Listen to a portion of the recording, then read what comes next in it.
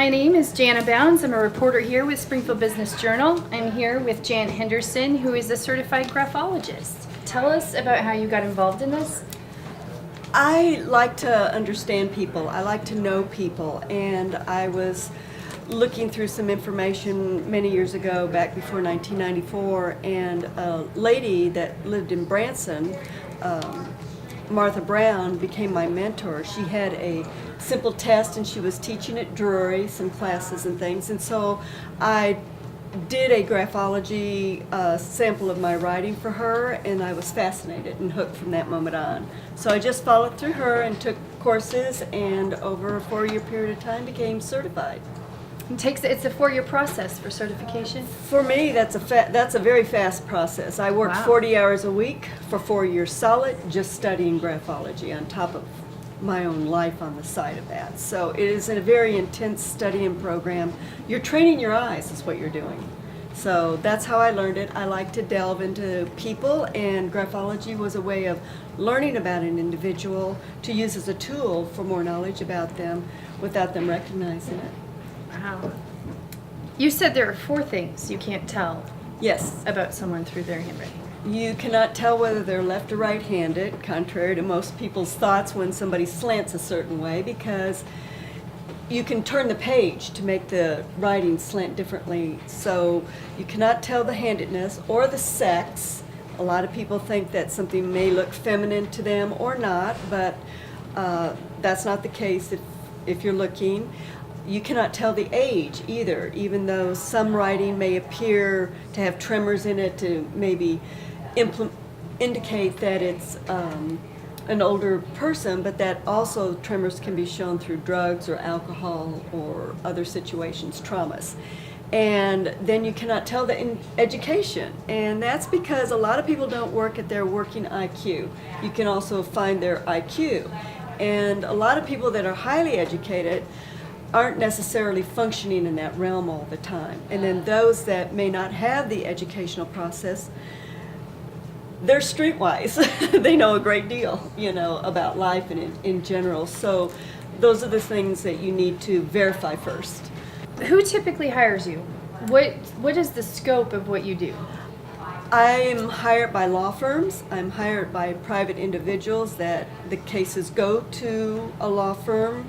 I'm hired mainly by those type of individuals for handwriting comparison. That's the bulk of what I do. I'm hired by security sections of different corporations to see if somebody is dangerous or not, or honesty and integrity. I've found people who are not, and so I've warned the individuals, and sure enough later they were found to be stealing or something like that. Also for people that want to know about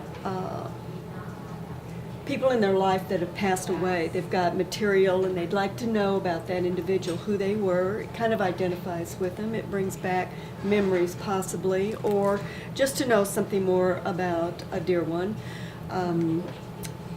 Vocational, I can place you in a better vocation based on your skills and also your desires and passions for doing something. You don't necessarily have to have the best skills, but if you have a strong passion for something, you can excel at it just as well as if your skills aren't as high as your passion is. And the reverse is true also.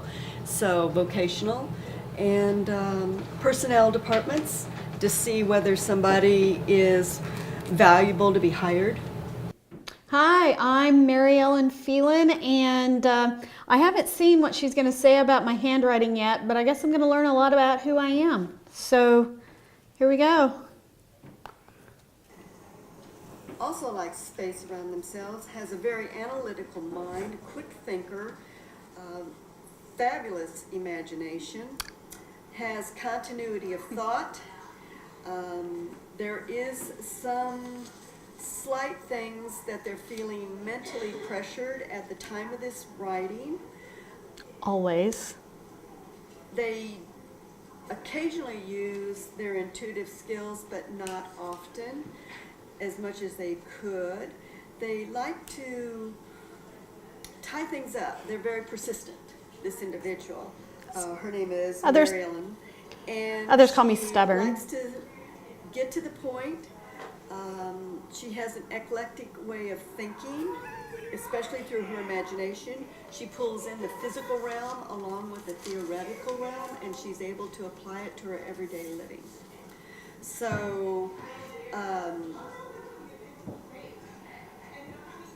she also has some interesting strokes that indicate that her everyday process of dealing with life is not your normal conventional way. Her thought processes are very unique.